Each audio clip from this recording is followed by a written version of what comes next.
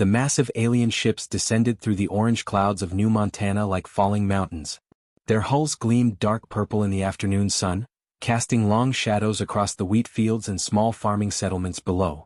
Inside the lead vessel, Commander Thane stood before a wall of glowing screens, his 6 arms crossed with satisfaction.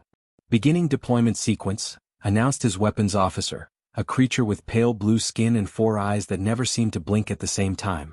"The war beasts are ready for release." Thane nodded his elongated head. This was always his favorite part of conquest. For 300 years, the Cathari Empire had used the same strategy across dozens of worlds. First came the ships, then came the terror. The war beasts had never failed to break a species within hours of deployment. "Sir, should we offer terms of surrender first?" asked a younger officer. Thane's mandibles clicked in what passed for laughter among his kind. "Terms? Look at them down there. They're farmers. Soft creatures growing plants in dirt. They will surrender the moment they see what we've brought." Through the viewing portal, New Montana looked peaceful. Humans moved between their buildings like insects, completely unaware of what was coming. Their settlement held maybe 3,000 people spread across several small towns connected by dirt roads. No visible weapons. No military installations. Just another easy conquest. "Release the pods," Thane commanded. The first wave of biopods launched from the ship's belly like black seeds scattered by an evil wind. Each pod was the size of a small house, their surfaces pulsing with organic veins that glowed red in the dim light. As they fell through the atmosphere, they began to heat up, their outer shells cracking and splitting. The pods crashed into the farmland with tremendous impacts that shook the ground for miles. Immediately, they began to open like horrible flowers blooming in fast motion. Steam rose from the cracks as the pod's life support systems vented into the alien air. Then came the war beast. The first creature to emerge stood 12 feet tall at the shoulder. Its body was covered in scales that shifted color from deep black to blood red depending on the angle of the light. 6 legs ended in claws the length of sword blades, each one capable of slicing through metal. Its head was mostly mouth, filled with 3 rows of teeth that dripped with acid strong enough to eat through starship armor. But the most terrifying feature was its eyes. The war beast possessed an intelligence that was almost human-like, yet completely without mercy. It had been bred for one purpose: to hunt, kill, and terrify anything that stood against the Cathari Empire. More pods opened. Soon, dozens of the creatures prowled the farmland, their pack instincts taking over as they began to coordinate their movements. They communicated through low-frequency growls that vibrated through the ground, sharing information about terrain and prey locations. "Sir, we're reading some unusual activity from the human settlement," reported the sensor operator. Thane glanced at the readings. The humans were indeed moving, but not in the random panic he expected. Instead, they seemed to be falling back to predetermined positions. Groups of people were gathering at specific buildings that showed signs of reinforcement. Probably their emergency protocols, Thane dismissed. Every species has some plan for natural disasters. They think hiding in stronger buildings will save them. But something nagged at him. In his 3 centuries of conquest, he had seen fear in many forms. This wasn't fear. The humans were moving with purpose, almost like soldiers following a battle plan. From the central human settlement, a communication signal burst toward space. Thane's communications officer intercepted it easily. "Sir, they're sending a message to their home world," the officer reported. The signal reads, "This is Colony Leader Tom Bradley requesting immediate deployment of Project Fenrir assets. Authorization code Alpha 77. "Fenrir?" Thane repeated the strange human word. "What does that mean?" "Unknown, sir. It doesn't appear in any of our human language databases." "Doesn't matter," Thane decided. No reinforcements could arrive in time to change anything. Continue the assault. The war beasts had reached the outer buildings of the settlement. Their acid breath began eating through walls and doors, sending up clouds of poisonous smoke. But instead of screams and chaos, the response was organized resistance. Humans appeared at windows and doorways with weapons Thane didn't recognize. Not the primitive firearms his intelligence reports had suggested, but sophisticated energy weapons that seemed designed specifically for large creature combat. The weapons fired concentrated beams that could actually wound the war beast. "Sir, the humans are fighting back more effectively than predicted," his tactical officer observed with concern. Through his viewing screen, Thane watched a group of humans coordinate their fire to bring down one of the smaller war beasts. They moved like trained soldiers, not farmers. One human, a tall man with graying hair, seemed to be directing the others with hand signals and short radio commands.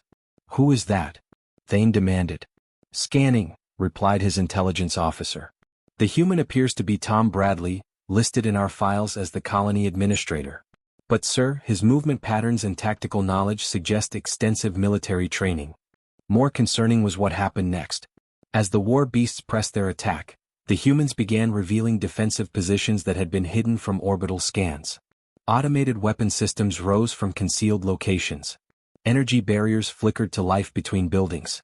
This wasn't a farming settlement, it was a military outpost disguised as civilian territory. "Sir," the sensor operator called out, his voice tight with worry, "I'm reading massive energy signatures approaching from deep space. Multiple ships moving fast." Thane felt his confidence waver for the first time in decades. Whatever Project Fenrir was, the humans seemed very sure it would be enough to deal with creatures that had conquered half the galaxy. Admiral Kate Morrison stood in the command center of Terra Station, her coffee growing cold as the emergency alert lights bathed everything in red. The massive space station orbited Earth like a steel moon, home to humanity's most classified military projects. Around her, dozens of officers worked at glowing screens, their faces tense with concentration. "Admiral, the distress signal from New Montana is repeating," reported Lieutenant James Wright, his young face pale with worry. "Colony Leader Bradley is requesting immediate deployment of Project Fenrir assets." Morrison set down her cup and walked to the main display screen. The image showed New Montana as a small blue dot, impossibly far away. Too far for normal military help to arrive in time. But Project Fenrir wasn't normal military help. "Ma'am, shall I prepare the evacuation fleet?" asked Captain Lisa Davis, the station's second in command. "We could have rescue ships there in 36 hours. Morrison shook her head slowly. 36 hours will be too late. Those people down there aren't running away. That means they're buying us time." She turned to face the room. "All departments, this is a code black authorization. Project Fenrir is approved for full deployment." A hush fell over the command center. Code black had never been used before. It meant humanity was facing an enemy that threatened their very survival as a species. Several officers exchanged worried glances. "Admiral," Wright said carefully, "the containment protocols for Fenrir assets require at least 12 hours of preparation. The safety checks alone." "We don't have 12 hours, Morrison cut him off. "Override all safety protocols. I want every Fenrir asset loaded and launched within 4 hours." Captain Davis stepped closer, lowering her voice. "Kate, are you sure about this? Once we release them, there's no putting them back. The whole galaxy will know what we've been hiding." Morrison looked at her old friend with tired eyes. "Lisa, do you know why I volunteered for this assignment? Why I've spent the last 15 years overseeing creatures that give me nightmares?" Davis shook her head. "Because I grew up on a frontier colony. I was 8 years old when raiders hit our settlement. I watched my parents die while we waited for help that never came." Morrison's voice grew hard. "I swore that no human colony would ever face extinction alone again. Not while I had the power to stop it." She turned back to the main screen. "Send the deployment order. All Fenrir assets, immediate launch." Deep in the lower levels of Terra Station, massive cargo bays that hadn't been opened in years began to activate. Automated systems hummed to life as robotic arms moved containers the size of houses. Each container was marked with warnings in 17 different languages, but the most prominent warning was simple: extreme caution, enhanced predator species. Teams of handlers dressed in full protective suits moved between the containers, checking life support systems and sedation levels. These were humans who had volunteered for the most dangerous job in the military, caring for creatures that could kill them in seconds if something went wrong. Container 7 Alpha shows elevated stress levels, called out Dr. Rebecca Stone, the project's lead scientist. She was a small woman with gray hair, but her reputation for working with dangerous animals was known throughout human space. "The pack is sensing something's wrong. They always know when we're preparing for deployment," replied handler Mike Johnson, checking the readings on his tablet. "It's like they can smell battle from light years away." The containers began loading onto specially designed transport ships. These weren't normal military vessels. They had been built specifically for Project Fenrir, with reinforced hulls and specialized life support systems. Each ship could carry dozens of containers, and each container held something the galaxy had never seen before. Meanwhile, on New Montana, Tom Bradley crouched behind a reinforced wall as acid from a war beast's breath ate through the concrete above his head. Around him, his people held their positions with the discipline of trained soldiers, which most of them were. "Status report," he spoke into his radio. "North Sector is holding," came the reply from Captain Ellen Hayes, a former Marine who now grew tomatoes when she wasn't fighting aliens. "These things are tough, but they're not invincible. We've taken down 3 of them." "South Sector here," reported Dr. Paul Roberts, whose greenhouse research had been a cover for weapons development. "We're reading more pods incoming. Looks like they're bringing in the big ones." Bradley nodded grimly. He had been expecting this. The Kethari always sent waves of increasing size and ferocity. The first wave was just to test defenses. The real attack was yet to come. But Bradley wasn't worried. Not really. Because he knew what was coming from Earth. "How long until our friends arrive?" asked Hayes over the radio. Bradley checked his watch. "Admiral Morrison promised 4 hours. We've been holding for 2. Think we can last another 2 hours against whatever they send next?" Bradley smiled despite the acid burns on his arm. "Ellen, I've seen what's in those containers. If we can hold for 2 more hours, this fight is over." Above the planet, Commander Thane was preparing his second wave. Larger war beasts, more intelligent and more vicious than the first group. These creatures had been held in reserve because they were harder to control, more likely to turn on their handlers if not properly managed. "Sir, the humans are still fighting," reported his tactical officer with confusion. "Their resistance is actually increasing. They should be broken by now." Thane studied the battle reports. The humans had not only held their ground, they had killed several war beasts. This was unprecedented. No species had ever fought back effectively against the first wave, let alone improve their performance. "Perhaps we underestimated them," he admitted. "No matter. Release the second wave. Full deployment." But as the new biopods launched toward New Montana's surface, deep space sensors detected something approaching fast. Very fast. The human fleet had arrived. The human fleet dropped out of hyperspace like falling stars against the darkness. Commander Thane watched from his bridge as 12 massive transport ships appeared on his sensors, their hulls gleaming silver in the light of New Montana's sun. He had expected warships bristling with weapons and shields. Instead, these looked like cargo haulers. "Sir, the human vessels are not responding to our hails," reported his communications officer. "They're ignoring our demands to surrender." Thane clicked his mandibles in annoyance. Of course they are. They think their little rescue fleet can save the colony. He turned to his weapons officer. "Target the lead ship. 1 blast should convince the others to—" "Sir." The sensor operator's voice cracked with alarm. "The human ships are opening their cargo bays. They're releasing something." On the main screen, Thane watched as the transport ships positioned themselves in a wide circle around his landing zones. Massive bay doors opened along their sides, and objects began dropping toward the planet's surface. Not weapons or soldiers, but what looked like large metal containers. "What are they deploying?" Thane demanded. "Reading biological signatures, sir. Multiple species. They appear to be animals?" Thane's 4 eyes focused on the screen with growing confusion. The containers were parachuting down into the forests and hills surrounding his war beasts. Each one landed with a heavy thud that registered on seismic sensors. Then one by one they began to open. The first container split along its sides with a hiss of escaping gas. Steam rose from the opening as internal climate systems vented into the alien atmosphere. For a moment nothing happened. Then a shadow moved inside the container. What emerged made even Thane's veteran warriors step back from their viewing screens. The creature was roughly the size of a ground transport vehicle, but it moved with fluid grace that spoke of perfect predatory design. Its body was covered in thick fur that seemed to absorb light, making it difficult to focus on. 4 powerful legs ended in paws the size of dinner plates, each equipped with retractable claws that gleamed like polished metal. But it was the head that truly commanded attention. The skull was massive and elongated, built to house a brain clearly larger than those of Thane's war beasts. Golden eyes held an intelligence that was both alien and familiar. This was no mindless monster bred for conquest. This was an apex predator that had earned its position through millions of years of evolution. "By the void," whispered Thane's tactical officer. "What is that thing?" More containers were opening now. From each one emerged creatures that seemed designed by nightmares, yet moved with the coordinated purpose of a military unit. Some were clearly related to the first creature but smaller and faster, built for pack hunting. Their howls echoed across the landscape, complex vocalizations that carried information between the groups. Other containers released different species entirely. Sleek, powerful cats emerged with extended canine teeth that caught the sunlight like sabers. Their bodies were heavily muscled and covered in spotted fur, but what made them truly terrifying was their obvious intelligence. They moved with purpose, studying their surroundings with the patience of born hunters. But the creatures that made Thane's crew nervous were the smallest ones. From several containers came animals that looked almost harmless at first glance. They were roughly the size of a large human, covered in black and white fur, with small rounded ears and button noses that seemed almost cute.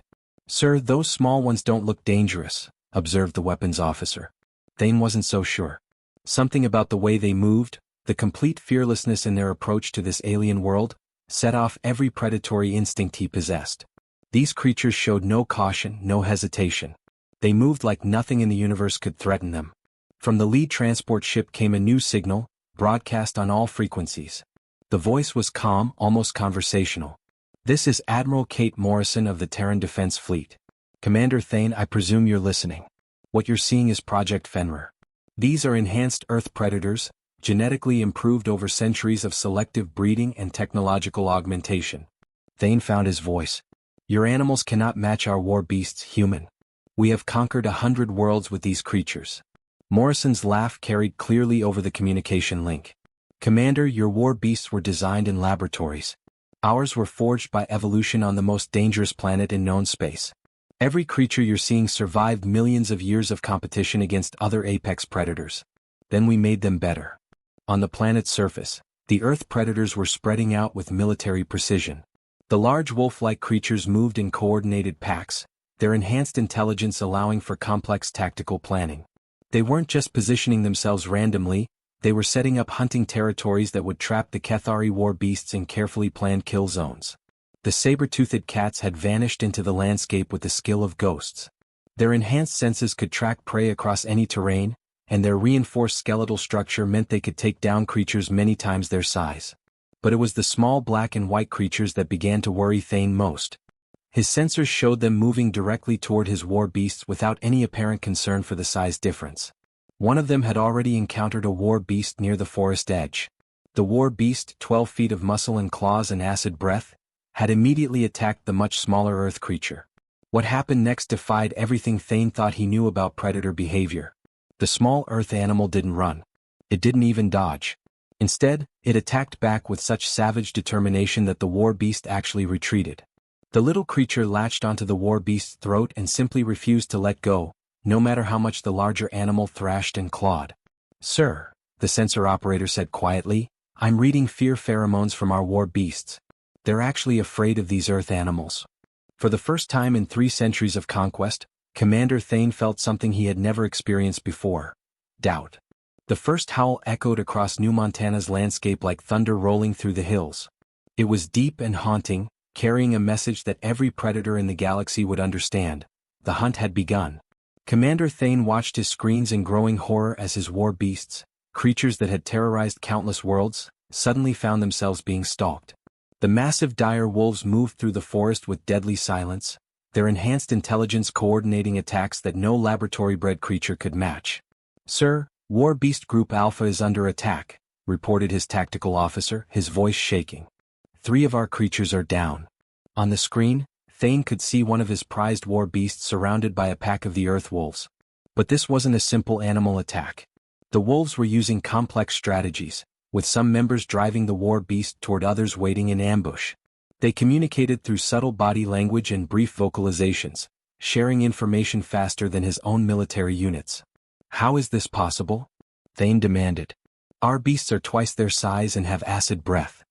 "Sir, the Earth predators seem to understand pack hunting better than our creatures understand individual combat," his intelligence officer observed. "They're treating this like a military operation." Indeed they were. The dire wolves had divided into 3 distinct groups, each with a specific role. The first group, composed of the largest and strongest animals, engaged the war beasts directly. The second group, smaller and faster, circled around to attack from behind. The third group, the most intelligent ones, seemed to be studying the war beast's behavior patterns and adjusting tactics accordingly. But the wolves weren't hunting alone. From the rocky outcroppings came the saber-toothed cats, their spotted fur blending perfectly with the shadows between stones. These creatures moved like liquid death, using their enhanced senses to track war beasts across any terrain. One saber-tooth had been following a war beast for over an hour, staying downwind and matching its prey's movements perfectly. When the moment came to strike, the cat moved with explosive speed that Thane's cameras could barely track. It leaped from a cliff 30 feet above its target, landing on the war beast's back with claws extended. The war beast, caught completely off guard, tried to shake off its attacker. But the saber-tooth's reinforced skeletal structure and enhanced muscle mass meant it could hold on against any amount of thrashing. Its extended canine teeth found the weak point behind the war beast's head and struck with surgical precision. "Another war beast down," reported the tactical officer. "Sir, they're not just killing our creatures. They're learning from each encounter." This was true and deeply disturbing.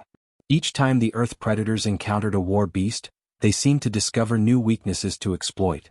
Information was somehow being shared between the different species, creating a coordinated learning network that improved with every battle.